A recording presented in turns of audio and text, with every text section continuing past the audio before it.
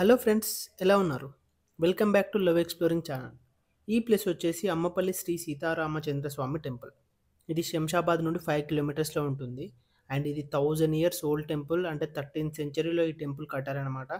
మన తెలుగు ఇండస్ట్రీ వాళ్ళకి ఈ టెంపుల్ చాలా సెంటిమెంట్. సో, వీడియో అయితే స్టార్ట్ చేసే ముందు ఛానల్ ఎవరైనా సబ్స్క్రైబ్ చేసుకోకపోతే సబ్స్క్రైబ్ చేసుకోండి. అండ్ వీడియో చూసిన ప్రతి ఒక్కరైతే లైక్ చేయండి. అండ్ వీడియో ఎలా ఉందో తప్పకుండా కామెంట్ సెక్షన్‌లో మెన్షన్ చేయండి. సో, ఇంకా టెంపుల్ విషయానికొస్తే ఇక్కడ చాలా మూవీ షూటింగ్స్ చేశారు. అండ్ ఒక మూవీలో టెంపుల్ ఆపోజిట్‌లో బాంబ్ బ్లాస్ట్ సీన్ షూట్ చేసేటప్పుడు టెంపుల్ గోపురంకి కొంచెం డ్యామేజ్ అయిందంట. అప్పటి నుండి ఇక్కడ ఆపేశారనమాట. కానీ చాలా మంది డైరెక్టర్స్ మూవీ షూట్ చేసే ముందు ఇక్కడికొచ్చి దర్శనం చేసుకుంటారు అని చెప్తారు.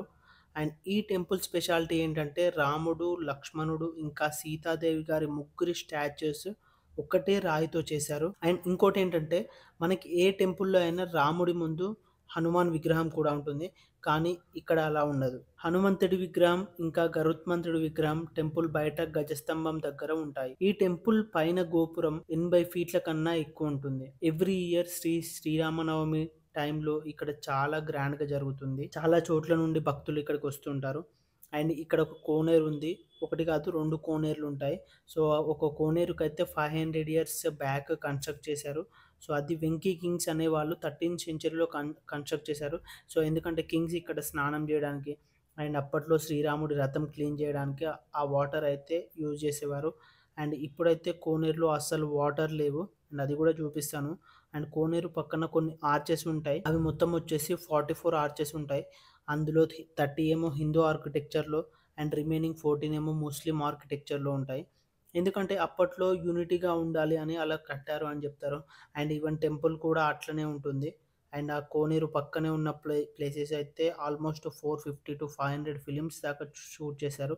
అండ్ ఫస్ట్ ఫిల్మ్ వచ్చేసి ఎన్టీఆర్ గారిది 1984లో షూట్ చేశారు. ఈ టెంపుల్‌ని శ్రీ సీతారామ స్వామి లేదా అమ్మపల్లి టెంపుల్ అని పిలుస్తారు.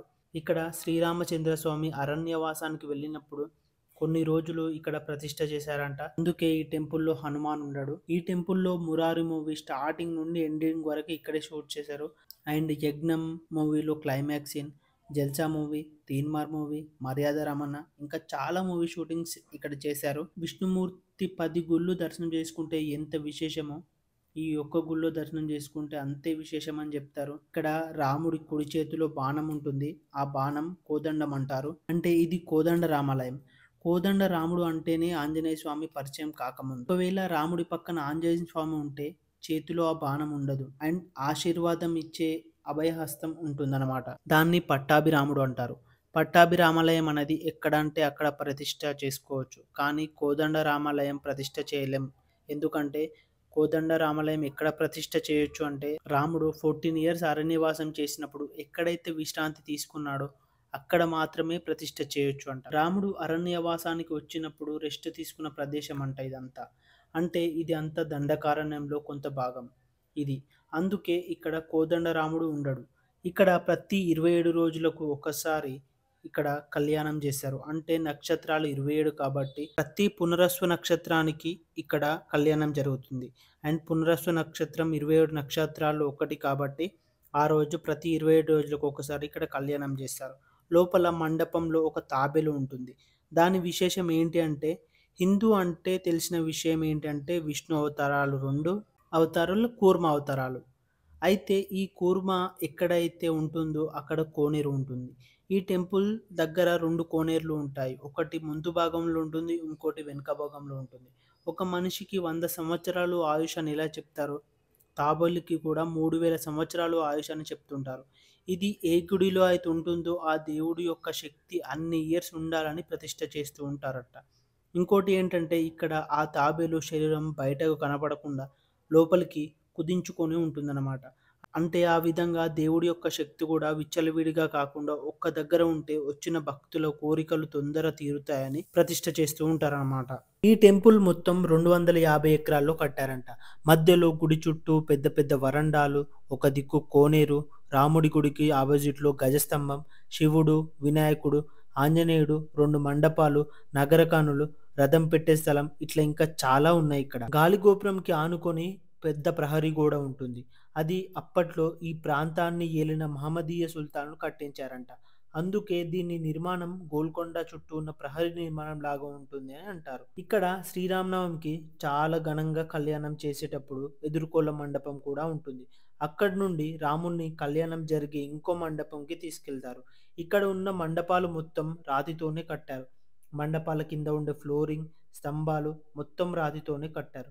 కోదండరామస్వామి గుడిలో ప్రతిదీ వాస్తు ప్రకారమే కట్టారంట. ఇక్కడ నాగర కూడా అట్లనే కట్టారు. ఇప్పటిలాగా అప్పట్లో పెళ్లి అయ్యే దగ్గరనే వాయిద్యాలు ఉండేవి కాదు. వాటికి సపరేట్‌గా ప్లేసెస్ ఉండేవి. వాస్తు ప్రకారం వాయిద్యాలు ఏ మూలకు ఉండాలో ఒక లెక్క ఉండేది. దానికోసమే ఇక్కడ సపరేట్‌గా నాగర కూడా కట్టారు. ఇది కూడా మొత్తం సున్నం, రాతితో కట్టారు. ఇక్కడ ఉన్న నాగర నుండి చూస్తే స్ట్రెయిట్‌గా కళ్యాణ మండపం కనిపిస్తది. ఇక్కడ నుండి అయ్యగార్ల సైగల ప్రకారం వాయిద్యాలు వాయిస్తారంట. సో గాయ్స్, చూసిరా అమ్మపల్లి టెంపుల్. సో అమ్మపల్లి శ్రీ సీతారామాంజనేయ స్వామి టెంపుల్ అంటారు దీన్ని.